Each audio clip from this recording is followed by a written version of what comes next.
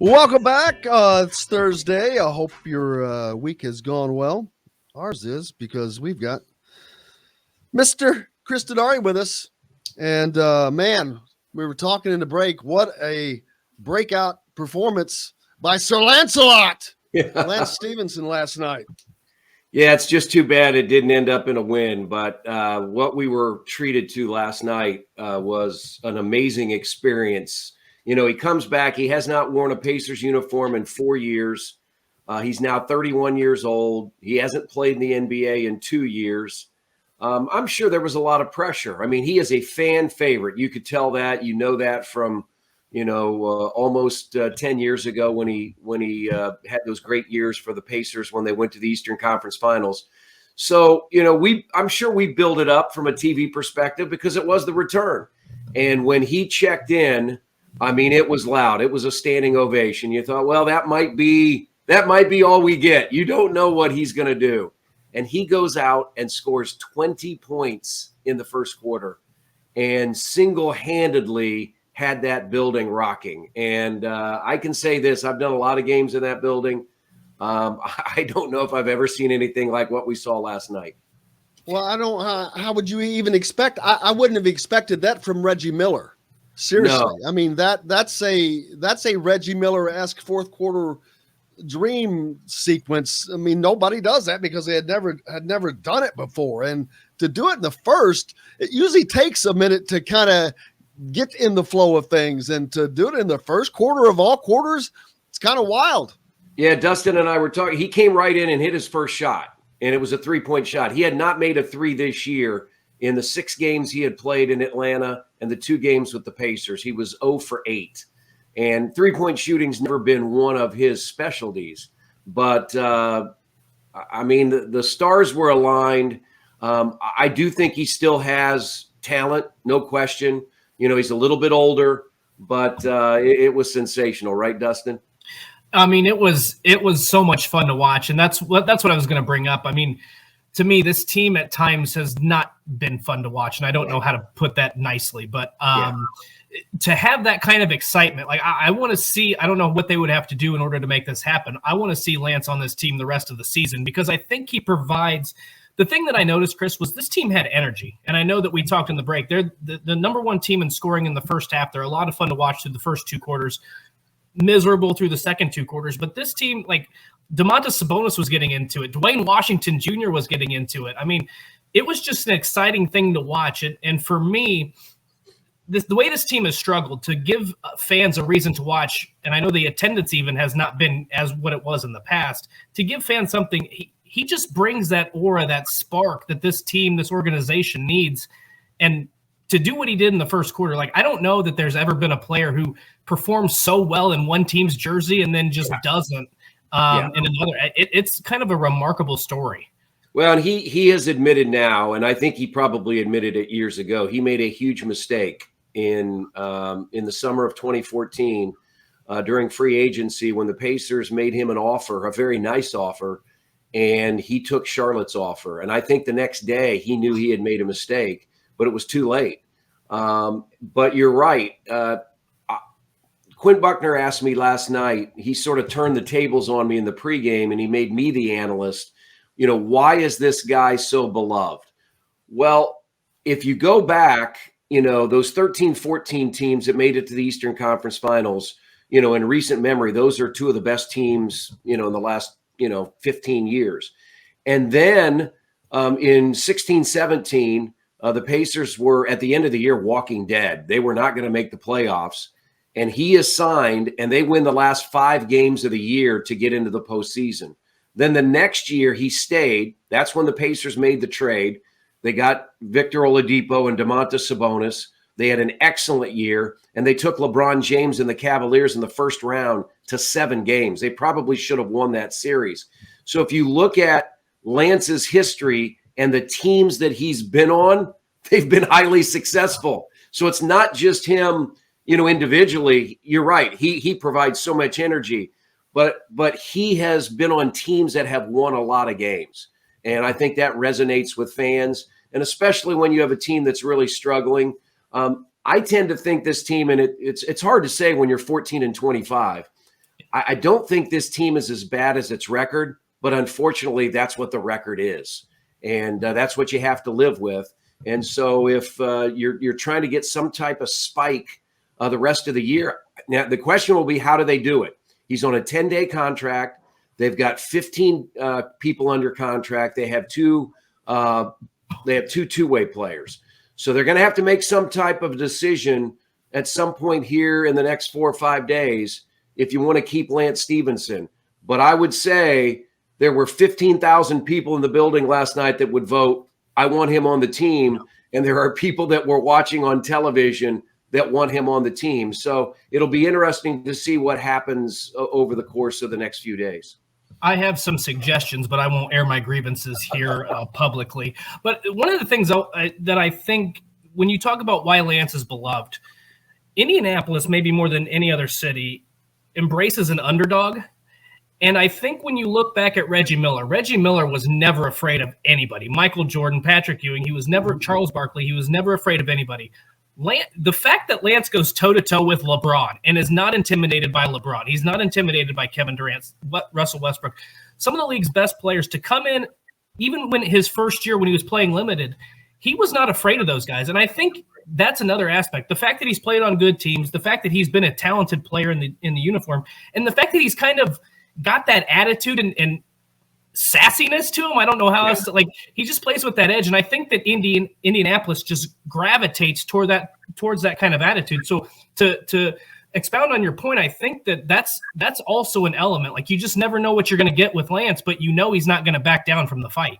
Well, and that's one of the things, from a TV perspective and a team perspective, if you want to be, you've worked all day, you want to be entertained, you want to tune in and see something happen. And, I've always said that the group that the Pacers have, they're great guys. They really are. They're quality people. But a lot of them, they're like this.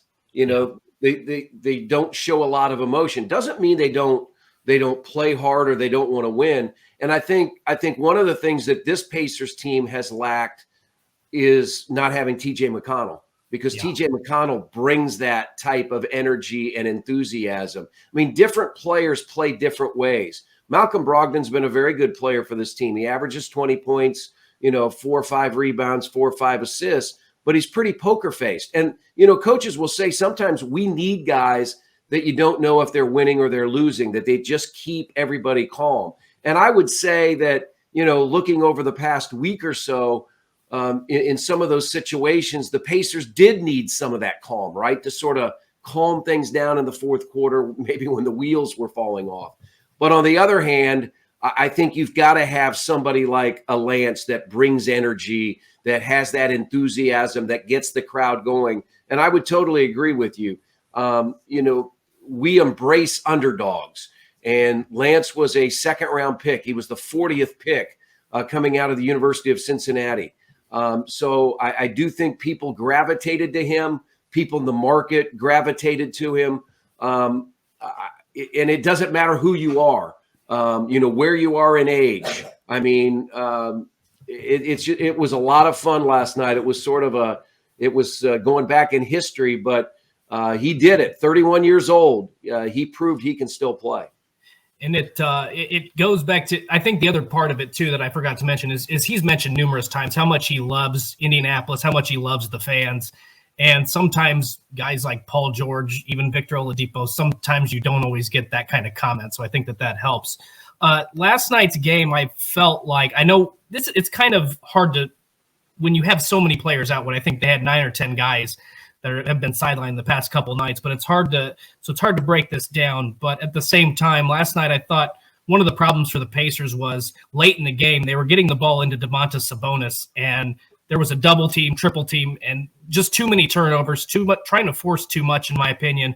And then when they did kick it out, they couldn't hit a 3-ball. Right. I mean, has that been a problem in the second half of these games, just trying to do too much with Sabonis and not hitting the outside shot, or is that kind of an issue just these past few games? Well, I think one of the things that you've got to be able to move when the ball goes to Sabonis, and we saw that in the first half, guys were moving. I thought guys in the second half stayed stationary, and then that allowed Brooklyn's defense to really clamp down on Sabonis. the three-point shooting has been an issue all year. I mean, here's a team that went 10 of 20 in the first half, and they went 3 of 19 in the second half. And you had a guy in Justin Holiday who went 1 for 9. He was 1 for 7 the night before in New York. So he goes 2 for 16 after going back-to-back games where he was 11 of 18. And if Justin makes any of those threes last night, especially in the second half when Indiana was holding on to that lead, I think the Pacers win. But you can't allow a team that has, in my opinion, 3 of the best players in the world to get that close early in the fourth quarter. I mean, Kyrie Irving, he had 22 last night. Didn't look like he had missed a beat in missing half the season. Kevin Durant is the best player in the game right now. He had 39. And then, oh, yeah, you just have James Harden over here. He's the third wheel, and he's one of the best players in the league. So it was a very difficult matchup. We knew going in, you really don't say this in the NBA about upsets because there's so many games. But I thought it would be an upset if the Pacers somehow could win the game. And in the end, talent won, and Brooklyn got the win. As the season progresses now with the return of Lance, I know there are 11 games under 500. What playoffs are a long ways away, but playoffs, we just played that clip too. Any chance this team can get things turned around? I know that already earlier in the season it was looked about man, it's time to rebuild, and they were talking trades and this and that and the other thing. But does Stephenson coming back, does he give them enough life to where they can maybe try to salvage the season? Well, they've dug themselves a really big hole, and trying to get into the top 6, which guarantees you a playoff spot, that's going to be really, really difficult. You've got to focus on trying to get into that play-in situation that they were in last year. But here's the situation. Your upcoming games. Saturday night, you have Utah, who's one of the best teams in the NBA, like Brooklyn, one of the best road records in the NBA. Then you have Boston in back-to-back games, home road. Then you have Phoenix next Friday, one of the best teams in the NBA. Then you go west for 5 games. Here's your schedule. Clippers, Lakers, Golden State, Phoenix. That's your next, 8 games? I mean, that is an unbelievable schedule. And you've already lost 6 in a row. So, trying to find a win in that bunch is going to be very difficult. So, Jim, that's the other thing that before last night, in the first 38 games, they were 10 games under 500. Their scoring margin was -2 points. Oh, my God. -2 points. And they were 10 games under 500. That tells you how many close games they've lost. They lost another clutch game last night. And what clutch means is plus or minus 5 points at the 5-minute mark. That's considered a clutch game. They've now played 22 clutch games. So 22 of their 39 games have been a clutch game in the last 5 minutes. They've won 4. If you win 5 more of those, you're right around 500. The problem is they haven't. Yeah, I'm looking at the stats right now for the entire season, the standings. If you go across the points for, points against, it is divided by 0.2. Yeah. It is right. I mean, they are right in the middle ground there. Yeah, their net rating, the NBA has analytics, and they have an offensive rating, a defensive rating, and a net rating. Their net rating, they're about 15th in the NBA. The problem is their record is 25th. So it's just amazing when you look at the numbers, but that's what happens when you have so many close losses. There's still a loss, whether you lose by 1, 10, 20, whatever. It still goes in the L category, and that's been the problem for this team.